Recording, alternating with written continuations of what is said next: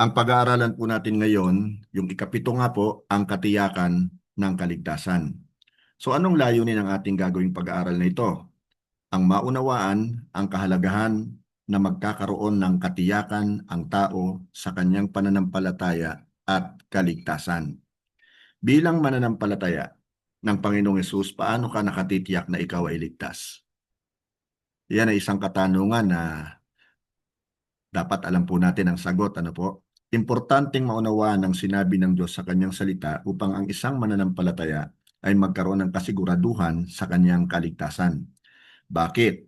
Dahil ang isang sandata na ginagamit ni Satanas upang atakin ng isang bago o maging matagal na sa pananampalataya ay bigyan siya ng pag-aalinlangan o pagdududa sa kanyang isipan. So, ang tanong, ano ang dapat mong ihayag mula sa iyong bibig? Ano ang kaugnayan ng iyong pahayag at paniniwala sa iyong kaligtasan? Hayaan niyo pong sagutin yan ng salita ng Diyos mula po sa Aklat ng Roma, Kabanatang 10, mga talatang 9 at 10. Pakinggan niyo mabuti. Kung ipahahayag ng iyong bibig na si Jesus ay Panginoon at buong puso kang sasampalataya na siya'y muling binuhay ng Diyos, maliligtas ka. So, iyon na ang katiyakan. Sapagkat sumasampalataya ang tao sa pamamagitan ng kanyang puso at sa gayon ay tinuturing na matuwid ng Diyos. Nagpapahayag naman siya sa pamamagitan ng kanyang bibig at sa gayon ay naliligtas. So maliwanag po, no? Ang dapat nating ihayag mula sa ating bibig ay ang ating Panginoong Hesus ay Panginoon. Okay? Tapos, siyempre, ang kaugnayan naman nito ay sa ating kaligtasan ay yung natural, yung pagsampalataya po natin sa Diyos mula po sa ating puso. Anyway, isa pang tanong, pagdating sa pagsabi ng katotohanan, ano ang kaibahan ng tao sa Diyos? Ano ang ginagawa ng Diyos sa kanyang mga pangako? Now, basahin naman po natin, at basahin pa pala natin itong Roma 10:10, ano? Pasensya na kayo, ha? Sapagkat sumasampalataya ang tao sa pamamagitan ng kanyang puso at sa gayon ay tinuturing na matuwid ng Diyos, nagpapahayag naman siya sa pamamagitan ng kanyang bibig at sa gayon ay naliligtas. Yung question ko kanina ay ito. Pagdating sa pagsabi ng katotohanan, ano ang kaibahan ng tao sa Diyos? Ano ang ginagawa ng Diyos sa kanyang mga pangako? Doon po sa Aklat ng Bilang, Kabanatang 23, talatang 11, mababasa naman po natin, ang Diyos ay di sinungaling na tulad ng tao. Ano mang sabihin niya ay kanyang gagawin. Kung mangako man siya, ito'y kanyang tutuparin. Tanong, kaninong patotoo ang nakahihigit? Sa tao o sa Diyos? Patungkol saan ang patotong ito? Ano ang mangyayari sa hindi naniniwala sa Diyos? Maliwanag po ang nakasulat sa Aklat po ng Unang Juan, Kabanatang 5, mga talatang 9 hanggang 12. Kung pinaniniwalaan natin ang patotoo ng mga tao, higit nating dapat paniwalaan ang patotoo ng Diyos. At ito ang patotoo ng Diyos tungkol sa kanyang anak. Sa verse 10, ang sumasampalataya sa anak ng Diyos ay nagtataglay ng patotong ito sa kanilang puso. Ang sinumang hindi sumampalataya sa Diyos ay ginagawang sinungaling ang Diyos sapagkat hindi siya naniniwala sa patotoo ng Diyos tungkol sa kanyang anak. At ito ang patotoo. Ipinagkaloob sa atin ng Diyos ang buhay na walang hanggan at ito'y makakamtan natin sa pamamagitan ng kanyang anak. At sa verse 12, kung ang anak ng Diyos ay nasa isang tao, meron siyang buhay na walang hanggan. Ngunit kung wala sa kanya ang anak ng Diyos, ay wala siyang buhay na walang hanggan. So ito po yung mga bagay na dapat po nating tandaan. Mga bagay na hindi natin dapat kalimutan. So tatandaan din po natin na kung ikaw ay naniniwala, ikaw ay ligtas. Kung ikaw ay nananampalataya, ikaw ay ligtas. Ulitin ko po yung binasa natin kanina mula sa Aklat ng Roma 10:9 and 10. Kung ipahahayag ng iyong bibig na si Jesus ay Panginoon at buong puso kang sasampalataya na siya'y muling binuhay ng Diyos, ano raw mangyayari? Maliligtas ka. So nandoon po yung katiyakan. Sapagkat sumasampalataya ang tao sa pamamagitan ng kanyang puso at sa gayon ay tinuturing na matuwid ng Diyos. Nagpapahayag naman siya sa pamamagitan ng kanyang bibig at sa gayon ay naliligtas. So napakalaga rin po talaga ng confession eh. 'Di ba? Yung sinasabi natin, binibigkas natin sa pamamagitan ng ating mga bibig, ibig sabihin naririnig 'yan. Okay? At sa gayon ay anong mangyayari? Tayo po ay maliligtas. Ang kaligtasan po ay hindi nakasalalay sa ating nararamdaman, sa ating feelings o sa ating pong iniisip. Dahil ito po ay ginawa para sa atin ng Panginoong Hesus. Kaya't sa oras po na tunay nating pinagsisihan ang ating mga kasalanan, pinaniwalaan at tinanggap si Jesus bilang tagapagligtas at Panginoon ng ating buhay, tayo ay may kasiguraduhan sa atin pong kaligtasan. Tandaan din po natin to, ang Diyos ay hindi sinungaling. Sa Roma chapter 3 verse 4, nakasulat, hinding-hindi. Ang Diyos ay tapat at totoo kahit na sinungaling pa ang lahat ng tao.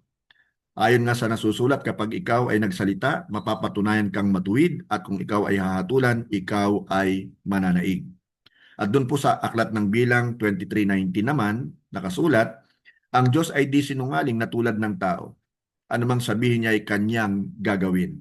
Kung mangako man siya, ito'y kanyang tutuparin. So ibang-iba po siya sa tao. Ibang-iba siya, sa madaling salita, sa iyo at sa kaakin. Ano po? Ang Diyos ay marunong talagang tumupad sa kanyang mga sinasabi, sa kanyang mga ipinapangako.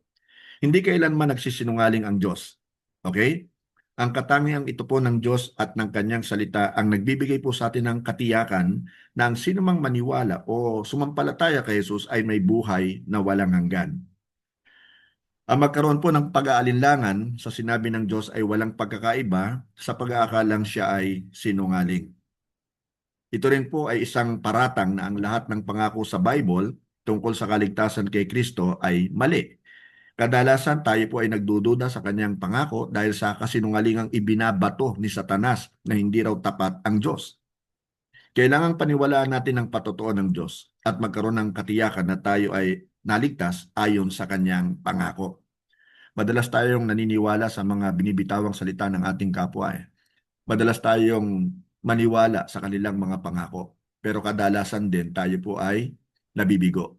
Pero pag ang Diyos pinanghawakan natin ng kanyang salita, ito po ang tiyak, hindi po tayo mabibigo. Sapagkat tinutupad niya, noon, ngayon at magpakailanman, tutuparin pa rin niya ang kanyang pangako. Now, meron pong tatlong pinagmumulan ang ating katiyakan. Okay? Mayroong mga bagay na nakapagbibigay katiyakan sa kaligtasan, tinanggap natin kay Kristo Jesus.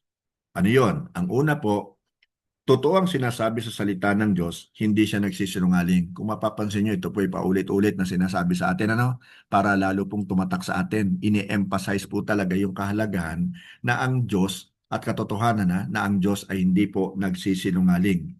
Basahin naman po natin ngayon na nakasulat sa aklat po ng Tito, Kabanatang 1, talatang 2, yung ikalawang bahagi. Bago palikhain ang sanlibutan, ang buhay, meaning po yung buhay na walang hanggan, na ito'y pinangako na ng Diyos na kailanmay hindi nagsisinungaling. Again, kailanmay hindi nagsisinungaling. At doon po sa aklat ng Hebreo, chapter 6, verse 18, hindi nagbabago at hindi nagsisinungaling ang Diyos tungkol sa dalawang bagay na ito, ang kanyang pangako at sumpa. Kaya tayong nakatagpo ng kanyang kalinga ay panatag ang loob na umaasa sa mga pangako niya. So dapat mawala na yung agam-agam sa puso natin. Kung tayo po halimbawa ay nakakagawa ng pagkakamali o pagkakasala na iniisip natin na tayo ay hindi napapakinig na ng Panginoon, na hindi niya na tayo mahal, at hindi tayo kabilang sa kanyang mga anak, na wala tayong buhay na walang hanggan, and so on and so forth. Hindi po totoo yan. Kung tunay talaga nating tinanggap si Jesus sa ating puso bilang ating Panginoon at tagapagligtas, yung totohanan na genuinely tsak po na tayo po iligtas, napatawad na tayo ng Panginoon. So sino ang naglalagay sa ating isipan na hindi totoo yan? Walang iba kundi sa Satanas. Master siya dyan sa deception Master siya sa panlilinlang sa tao. Tulad na rin ang ginawa niya doon sa ating unang magulang na si Eva at si Adan. Nilinglang niya Tinwist niya yung salita ng Diyos. Now, ang salita po ng Diyos ay tiyak. At ang pangako ng Diyos kailanman ay hindi po mababali. Dahil siya ay hindi nagsisinungaling, tiyak na ang ating kaligtasan. Si Kristo ang pinagmumulan ng buhay ay sa atin, nasa atin. Now, ikalawa po, si Kristo na daluyan ng buhay ay nasa atin. Praise God. Ano po? Nasa atin siya. Doon po sa aklat ng 1, Kabanatang 3, talatang 36, nakasulat po dito, ang sumasampalataya sa anak ay may buhay na walang hanggan. Ngunit, ang hindi sumusunod sa anak ay hindi magkakaroon ng buhay. Sa halip, mananatili sa kanya ang puot ng Diyos. Malungkot na katotohanan yon. Kaya kung ikaw ay hindi pa rin nakakatiyak sa kaligtasan mo, ba ityakin mo na. Ano? Para nang sa ganun ay magkaroon ka ng buhay na walang hanggan. At ganun din naman ang pupwede nating sabihin do sa mga taong nais nating ma-win over sa ating Panginoon na sila'y magkakaroon lamang ng buhay na walang hanggan kung sila'y sasampalataya sa Panginoong Hesus. Now, doon po sa aklat naman ng 1, Kabanatang 5, talatang 24, nakasulat, pakatandaan nyo, ang nakikinig sa salita at sumasampalataya sa nagsugo sa akin, ang sabi ni Jesus ito ay may buhay na walang hanggan. Hindi na siya hatulan, kundi nakatawid na siya sa buhay mula sa kamatayan. Always remember, nung wala pa po tayo sa Panginoon, tayo po ay spiritually dead. Spiritually dead. Physically alive, but spiritually dead. Pero nung tinanggap po natin ang Panginoong Jesucristo sa ating buhay, tayo po ay nakatawid na sa buhay mula po sa kamatayan. So sa oras po na tayo ay maligtas, ano nangyayari? Ang Espiritu ni Kristo ay mananahanan sa atin. At ang kanyang presence sa ating buhay ang magbibigay ng katiyakan na tayo ay may buhay na walang hanggan. So siya yung nagwi-witness, yung Holy Spirit nagwi-witness sa ating spirit na tayo po ay anak na ng Diyos at may buhay na walang hanggan. At yan po ay dapat ay maliwanag na maliwanag sa atin. Ano po? Pananampalataya na po talaga ang umiiral dyan. Hindi po yung head knowledge lamang. Hindi yung feelings lamang. Now, ikatlo po, ang banal na spirito ang nagpapatunay. Okay? Doon po sa aklat ng Roma, chapter 8, verse 16, ang Espiritu ang nagpapatotoo kasama ng ating Espiritu na tayo'y mga anak ng Diyos. The Holy Spirit Himself bears witness with our spirit na tayo po ay children of God. Ang banal na spirito na nananahanan sa ating pong puso ay nagpapatunay sa ating spirito na tayo ay mga anak ng Diyos. Maliwanag po yan, ha? Now, pakaintindihin po natin ang katotohanan ito.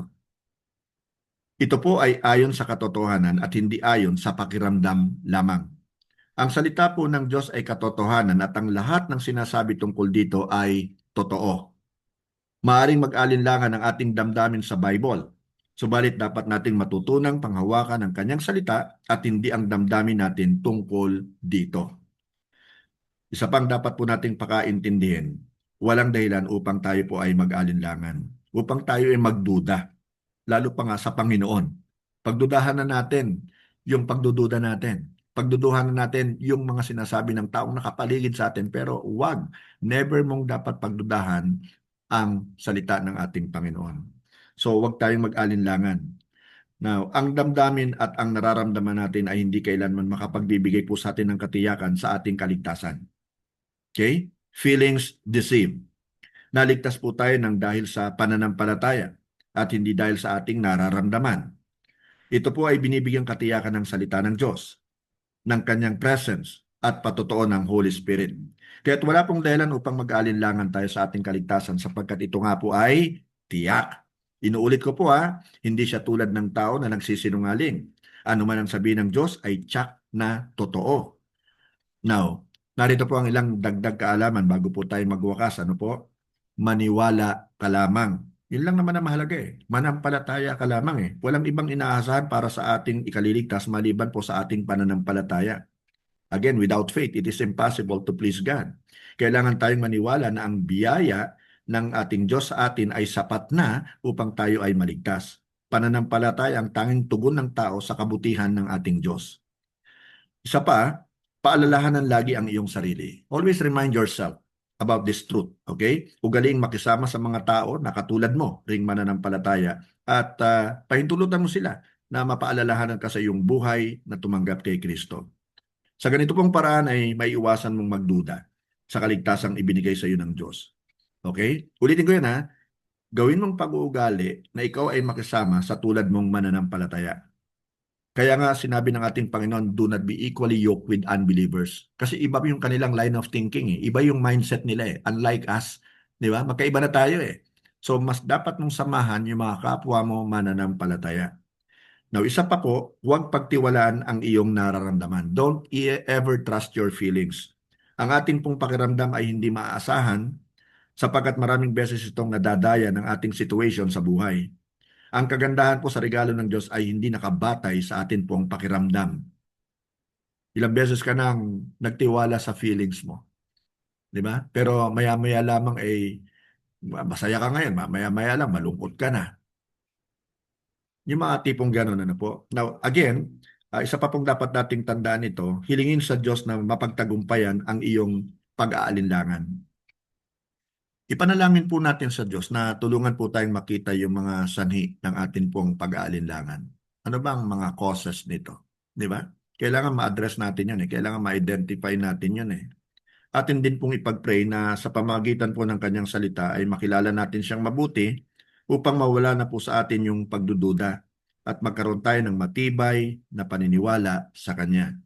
Now, as a close po, anong dapat natin gawin?